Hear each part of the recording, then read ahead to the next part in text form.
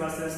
तो दोस्तों आज एक काइनेमेटिक्स का पार्ट 2 है जिसमें हम डिस्कस करेंगे कि एक्सेलरेशन क्या होता है, बाकी इक्वेशन ऑफ मोशंस क्या होती हैं, कैसे हम डिस्प्लेसमेंट को वेलोसिटी में कन्वर्ट करते हैं, वेलोसिटी को एक्सेलरेशन में कैसे कन्वर्ट करते हैं, इसी के बारे में डिस्कस करेंगे। तो चलिए दोस्तों शुरू करते हैं। लास्ट क्लास में हमने आपको डिस्प्लेसमेंट और वेलोसिटी के बारे में बता दिया था। आज हम डिस्कस करेंगे एक्सेलरेशन के बारे में कि एक्सेलरेशन क्या होता है, जिसे हिंदी में कहते हैं त्वरण। तो आप सभी ने पढ़ा होगा लास्ट क्लास में कि एक्सेलरेशन का मतलब होता है कि वेलोसिटी में क्या चेंज हो रहा है, रेट चेंज ऑफ वेलोसिटी। तो नोट करिए डेफिनेशन इसकी, रेट चेंज ऑफ वेलोसिटी। जो रेट चेंज ऑफ वेलोसिटी होती है उसी को क्या कहते हैं, एक्सेलरेशन। इसे हिंदी में कहते हैं वेग परिवर्तन की दर। वेग परिवर्तन की दर को त्वरण कहते हैं। याद रहे, रेट चेंज इन वेलोसिटी, जो वेग परिवर्तन की दर होती है उसी को क्या कहते हैं, त्वरण। जैसे इसकी वैल्यू निकालिए, जब फार्मूले के फॉर्म में रिप्रेजेंट करते हैं, a = v2 - v1 बटे t2 - t1, इसी को लिखते हैं delta p by delta t। अब हमने आपको पहले भी बताया था कि जो एक्सेलरेशन होता है कैसी क्वांटिटी होती है, a एक सदिश क्वांटिटी, वेक्टर क्वांटिटी होती है, इसीलिए हम इसे वेक्टर के फॉर्म में लिखते हैं। तो फार्मूला नोट कर लीजिए दोस्तों, बहुत इंपॉर्टेंट फार्मूला है। आगे जब पढ़ेंगे आप फोर्स, मोमेंटम, वहां पर भी इसकी बहुत जरूरत पड़ेगी। फिर यहीं पर बात करेंगे एवरेज एक्सेलरेशन की। एवरेज एक्सेलरेशन जिसे हिंदी में कहते हैं औसत त्वरण। ये क्या होगा, एवरेज का मतलब आप सभी को बताया था कि जितने भी पार्ट में वेलोसिटी चेंज हो रहा है उसमें टोटल टाइम के चेंज से डिवाइड कर देंगे। तो इसके फार्मूला याद रखिएगा, एवरेज एक्सेलरेशन होता है, इसे लिखते हैं delta v by delta t, जहां पर डेल्टा क्या होगा, टोटल, और डेल्टा v भी होगा टोटल, कि टोटल वेलोसिटी में कितना चेंज हो रहा है, और डेल्टा t टाइम में कितने चेंजेस आ रहे हैं। फिर इसी के बाद एक टर्म आता है इंस्टेंटेनियस एक्सेलरेशन। इंस्टेंटेनियस एक्सेलरेशन जिसे हिंदी में कहते हैं तात्क्षणिक त्वरण।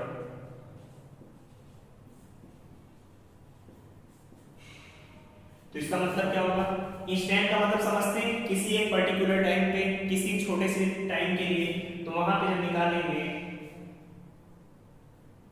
एक्सेलरेशन इंस्टेंटेनियस करके, तो ये क्या होगा, limit delta t tends to 0, मतलब टाइम में चेंज बिल्कुल थोड़ा सा हो, delta v by delta t, इसी को लिखते हैं dv बाई dt से। dv बाई dt का मतलब एक छोटे से टाइम के लिए निकालेंगे तो आपका किस में आएगा, इंस्टेंटेनियस एक्सेलरेशन में। तो आप इस तरीके से क्वेश्चन सॉल्व कर लेंगे, आपकी जो भी वैल्यू रहेगी बहुत आसानी से वैल्यूज को निकाल सकते हैं। तो नोट करिए इसे सभी।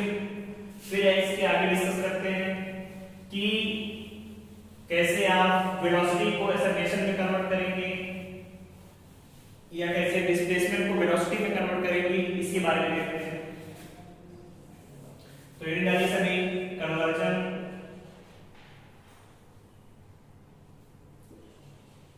कन्वर्जन ऑफ डिस्प्लेसमेंट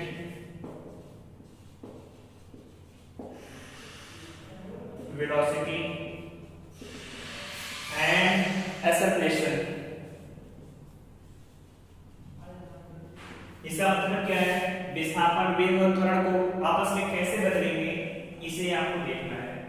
तो दोस्तों याद रखिए, कभी भी आपको विस्थापन s, वेलोसिटी v और त्वरण दिया हुआ है तो याद रखिएगा वेलोसिटी हमेशा होगी ds बाई dt। अगर s दिया है तो वेलोसिटी के लिए उसे एक बार डिफरेंशिएट करेंगे, एक्सेलरेशन निकालने के लिए dv बाई dt, मतलब वेग को एक बार करेंगे, अगर विस्थापन है तो उसे d2s बाई dt2। समझ में आया, कभी s दिया है तो पहले v निकाल लेंगे, v निकाल लिया तो वहां से a की वैल्यू बहुत आसानी से आ जाएगी। ये आपको पता है, तो इस पर क्वेश्चन एग्जाम में बहुत आते हैं कि कैसे एक क्वांटिटी आपको दी है, v दे दिया आपको तो a पूछ लेगा, s दे दिया तो v पूछ लेगा, a पूछ लेगा। ऐसे क्वेश्चन इसमें एग्जाम में आते हैं, तो इसे नोट करिए, ये फार्मूले बहुत ही इंपॉर्टेंट है। अब इस पर क्वेश्चन कैसे आते हैं इसको देखते हैं दोस्तों। तो पहले नोट करिए इसे सभी, हम क्वेश्चन यहाँ कुछ लिख रहे हैं। क्वेश्चन है आपका s equal to a nought plus a1t plus a2t square. यहाँ पे पूछा जा रहा है फाइंड एक्सेलरेशन, त्वरण आपको पूछा जा रहा है। त्वरण की वैल्यू आपको निकालनी है, तो त्वरण की वैल्यू क्या आएगी ये आपको बताना है। अब s दिया हुआ पहले क्या करेंगे, v निकालेंगे, ds by dt। अवकलन सभी को आता है डिफरेंशिएशन, कोई कांस्टेंट होता है तो कांस्टेंट का 0, ये कोई टर्म दी है t को डिफरेंशिएट करेंगे, t खत्म हो जाएगा, कितना बचेगा a1, इसे डिफरेंशिएट करेंगे 2a2t, यही वैल्यू आ गई। तो आपका वेलोसिटी आ चुकी है। अब पूछा गया एक्सेलरेशन, तो dv by dt ये करेंगे, फिर इसे 0 का तो 0 ही, अब ये कांस्टेंट हो गया, कांस्टेंट का 0, इसका डिफरेंशिएशन करेंगे 2a2, तो यहां से एक्सेलरेशन कितना आ गया 2a2। समझ में आया? इस तरीके से क्वेश्चन आपको आएंगे और आपको वैल्यू निकालनी होगी, तो नोट करिए, फिर आगे कुछ क्वेश्चन हो जाते हैं आपको।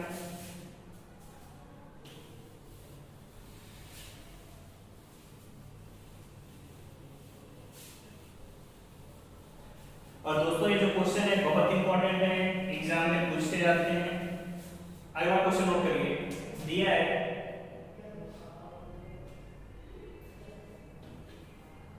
Displacement s equal to 5 minus 6t plus 2t square. s की वैल्यू दी है 5 minus 6t plus 2t square और पूछ रहा है फाइंड वेलोसिटी मतलब वेग एंड एक्सेलरेशन, इसे क्या कहते हैं त्वरण। इसकी वैल्यू आपसे पूछी जा रही है जो आपको निकालनी है। तो एक्सेलरेशन कैसे निकालेंगे, वेलोसिटी कैसे पूछा गया at t equal to 2 second, मतलब जब t का मान 2 सेकेंड है उस कंडीशन के लिए पहले आपको v निकालना है फिर a निकालना है। तो तरीका वही रहेगा, v इक्वल टू कितना होता है ds by dt, इसको डिफरेंशिएट करिए, कांस्टेंट का 0, इसका -6, इसका करेंगे 40, यही वैल्यू आएगी, -6 प्लस 40 की वैल्यू आएगी। फिर क्या कर सकते हैं यहाँ पर t की वैल्यू 2 रखनी है, at t equal to 2 second पे v equal to -6 plus 4, t की वैल्यू 2 है तो 4 दूनी 8, 8 में से 6 जाएगा 2 मीटर पर सेकेंड। तो इस तरीके से निकाल लेंगे। फिर क्या करेंगे एक्सेलरेशन है dv by dt। अब यहाँ पर वैल्यू निकाली है v की, तो एक बार डिफरेंशिएट करेंगे, 0 का 0, 6 का भी 0 आ जाएगा, 4t का 4, यहाँ पर t तो आ नहीं रहा है इसीलिए a की वैल्यू कितनी आ जाएगी 4 मीटर पर सेकेंड स्क्वायर। समझ में आया? नोट करिए इसे। फिर अगला क्वेश्चन देखते हैं।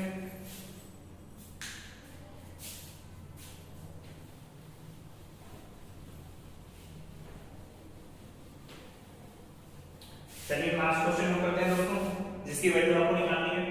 इसमें दिया है s equal to 2t i tan minus 5t square j cap. अब आपको i कैप j कैप दे दिया, डिस्प्लेसमेंट की वैल्यू, क्यों डिस्प्लेसमेंट में डायरेक्शन होती है तो दे सकते हैं। पूछा गया है find velocity, speed and acceleration. Find velocity, speed and acceleration at t equal to 1 second पे। जब t की वैल्यू 1 है तो वहां पर वेग 4, त्वरण का मान निकालना है। कैसे निकालेंगे, क्या करेंगे उसके लिए, पहले वेलोसिटी पे आते हैं ds by dt, सिंपली क्या करना है, देखिए आई और जे का मतलब सिर्फ आपको डायरेक्शन शो करने के लिए कि इसका x डायरेक्शन में 2t और j डायरेक्शन में -5t² के बराबर है। तो ds/dt कितना आएगा 2i cap minus 10t j cap, यही आ गया। अब t इक्वल टू कहां पे निकालना है 1 पे, एट t इक्वल टू 1 पे वैल्यू कितनी आ जाएगी 2i cap minus 10 j cap. पहला आंसर तो आ गया आपका v की वैल्यू। लेकिन यहाँ पर स्पीड पूछा है, वेलोसिटी और स्पीड में डिफरेंस क्या होता है, क्या बताया था कि जो स्पीड होती है, स्पीड निकालने के लिए वेलोसिटी का मॉड लेते हैं, स्पीड कितना आ जाएगा मॉड ऑफ v, मॉड निकालना पहले बताया 2 का स्क्वायर प्लस माइनस 10 का स्क्वायर, 2 का स्क्वायर 4, 10 का स्क्वायर 100, तो आंसर कितना आ गया 104 मीटर पर सेकंड। समझ में आया? फिर निकालना एक्सेलरेशन, तो एक्सेलरेशन के लिए क्या होता है dv/dt।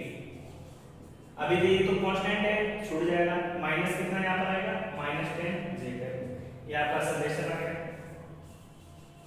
यहाँ पर t आता तो t की वैल्यू रखनी पड़ती, t नहीं आया तो कोई वैल्यू जरूरत नहीं रखने की। इस तरीके से एग्जाम में कोई भी क्वांटिटी पूछी जाए, दो क्वांटिटी आपको दी हुई है, s का मान दिया है तो v का मान, स्पीड का मान, एक्सेलरेशन, कोई भी मान बहुत आसानी से आप एग्जाम में निकाल सकते हैं। समझ में आ गया? अब चलिए आगे पढ़ते हैं इक्वेशन ऑफ मोशन। तो हेडिंग डालिए सभी अब, इक्वेशन ऑफ मोशन, गति के समीकरण। हेडिंग डालिए सभी इक्वेशन ऑफ मोशन, हिंदी में लिखते हैं गति के समीकरण।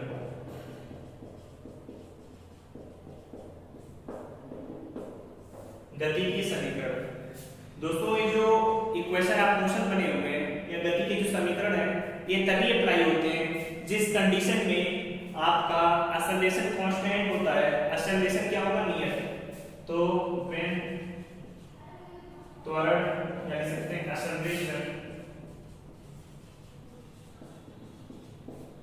Is constant. जब त्वरण क्या होगा कांस्टेंट होगा, उसी कंडीशन में गति के समीकरण अप्लाई होते हैं। समझ में आया?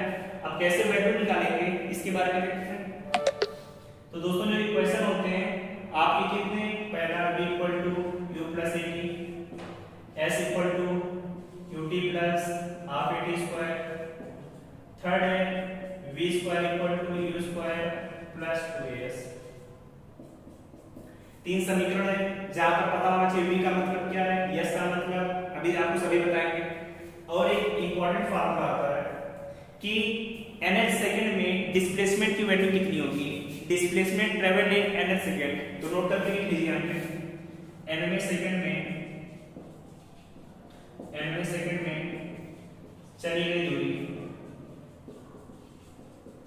nवें सेकंड में चली गई दूरी। दोस्तों इसका डेरिवेशन भी होता है, लेकिन डेरिवेशन आपके लिए इंपॉर्टेंट नहीं, सिर्फ आपको फार्मूला याद रखना है। तो कैसे निकालते हैं, Sn equal to u plus half a 2n minus 1। Sn क्या है, nवें सेकंड में u initial velocity, a acceleration, n जिस सेकंड में निकालना है। अब आपको पता होना चाहिए v क्या है, अंतिम वेग, इसे हम कहते हैं फाइनल वेलोसिटी। इसी तरीके से u क्या है, प्रारंभिक वेग, जिसे हम कहते हैं इनिशियल वेलोसिटी। इसी तरीके से t आपका टाइम है, s क्या है, डिस्प्लेसमेंट, पहले ही बता दिया आप सभी को। इसे हिंदी में लिखते हैं विस्थापन। इतने फार्मूले दोस्तों आपको नोट याद रहने चाहिए। अब इन पर एग्जाम में क्वेश्चन कैसे आते हैं उसके बारे में डिस्कस करते हैं। तो चलिए कुछ क्वेश्चन नोट करते हैं दोस्तों। चलिए दोस्तों अब क्वेश्चन को स्टार्ट करते हैं जो इक्वेशन ऑफ मोशन पर बेस्ड है। तो दोस्तों ये पहला क्वेश्चन दिया है कि एक पिंड विरामावस्था से प्रारंभ करके 8वें सेकंड में 1.2 मीटर की दूरी तय करता है, तो आपको त्वरण निकालना है। A body travels 1.2 meter distance in 8 seconds when it starts from initial condition, find acceleration। तो क्वेश्चन करने के लिए पहले आपको क्वेश्चन की जो क्वांटिटी दी हुई है उसे नोट करिए। दिया है यहाँ पर विरामावस्था में, मतलब इनिशियल वेलोसिटी कितनी हो गई 0 के बराबर। फिर दिया है 8वें सेकंड में, 8वें सेकंड एक स्पेशल टाइम दिया हुआ है n इक्वल टू कितना हो गया 8 सेकंड। दूरी कितनी जा रहा है s इक्वल टू 1.2 मीटर। पूछा है त्वरण की वैल्यू निकालनी है, मतलब a की वैल्यू आपको फाइंड करनी है, यही पूछा गया है। तो आप सभी को बताया था जब कभी किसी एक पर्टिकुलर सेकंड पर पूछे तो फार्मूला था s equal to u plus half a 2n minus 1, यही तो बताया था। अब दिया है 8वें सेकंड में दूरी कितनी 1.2 मीटर, इनिशियल वेलोसिटी तो 0 होगी, हाफ a 2 into n की वैल्यू 8 माइनस 1, यही वैल्यू है दोस्तों। फिर क्या करेंगे 0 से ऐड करने से कोई फर्क पड़ेगा नहीं, इधर इसका मल्टीप्लाई किया तो 2.4 इक्वल टू a 8 दूनी 16, 16 में से 1 जाएगा 15, a इक्वल टू आ गया 2.4 डिवाइड बाय 15, यही वैल्यू आ गई। अब इसी से डिवाइड करना है तो डिवाइड करने पर आएगी वैल्यू 0.16 मीटर पर सेकंड स्क्वायर, ये आ गया समेशन की वैल्यू। तो इसी तरीके से क्वेश्चन आएंगे, वहां पर आपको जो क्वेश्चन दिया है पहले डाटा नोट करिए, फिर जो फार्मूला यूज करना है, जो चारों फार्मूले बताए हैं उन्हीं में से कोई एक फार्मूला लगेगा, तो उस फार्मूले की हेल्प से आप वैल्यू निकाल सकते हैं, तो नोट करिए इसे। फिर आते हैं दूसरे क्वेश्चन पर। ये दोस्तों जो दूसरा क्वेश्चन लिखा हुआ है बहुत इंपॉर्टेंट है, कई बार एयरफोर्स में भी, नेवी और एनडीए में पूछा चुका है क्वेश्चन। क्या दिया है, मुक्त रूप से गिरते हुए पिंड द्वारा पहले दूसरे तीसरे सेकंड में चली गई दूरियों का अनुपात, the ratio of distances travelled by a body falling freely from rest in first second and third of its fall. इसका मतलब दिया है मुक्त रूप से जब कोई बॉडी फ्री फॉल की कंडीशन होती है तो याद रखिएगा इनिशियल वेलोसिटी u का मान हमेशा 0 होगा, प्रारंभिक वेग हमेशा 0। अब पूछा है पहले सेकंड में, मतलब n इक्वल टू 1, फिर n equal to 2, n equal to 3, तीनों कंडीशन पे जो दूरी होगी उनका अनुपात आपको निकालना है s1 s2 s3।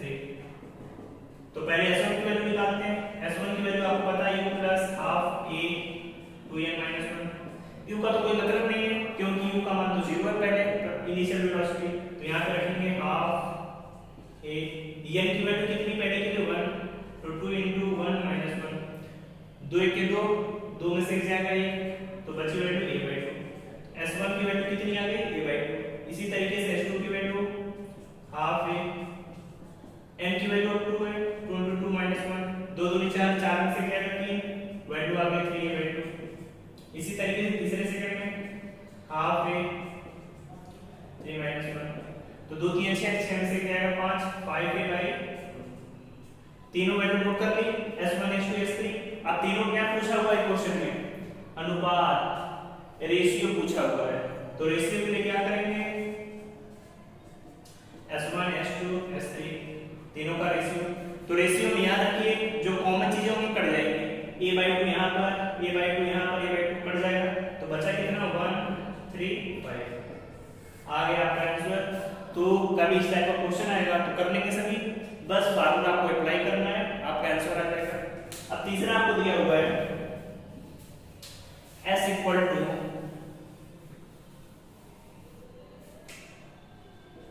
तीसरा s equal to 3t cube plus 7t square plus 5t plus 8, ये दिया हुआ है।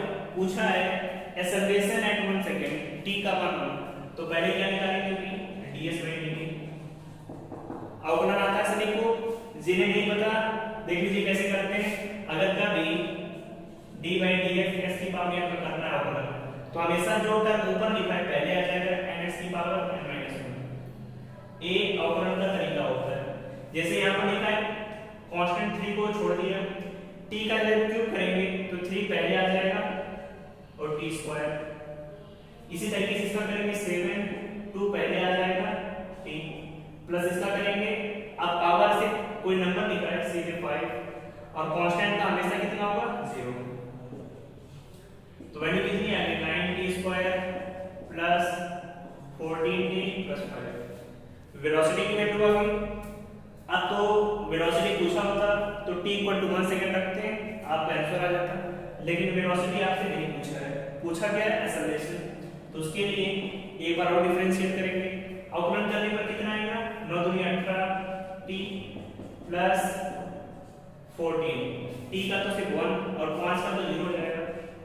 अब t की वैल्यू क्या रखनी है आपको 1, तो रखिए एट t इक्वल टू 1 पर a की वैल्यू कितनी आ जाएगी 18 इंटू 1 प्लस 14।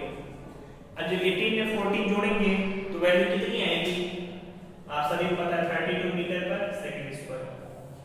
तो इसी तरीके से एग्जाम में क्वेश्चन आते हैं जिनकी वैल्यू सॉल्व करके आपको निकालना है, और आप ये सब वैल्यू बहुत आसानी से निकाल सकते हैं। बस जितने आपको फार्मूले बताएं वो फार्मूले याद रखेंगे, सभी के आंसर आ जाएंगे आपसे आसानी से। तो इसे नोट करिए दोस्तों, आगे को जब आपको और बताते हैं। नोट कर लिए सभी ने?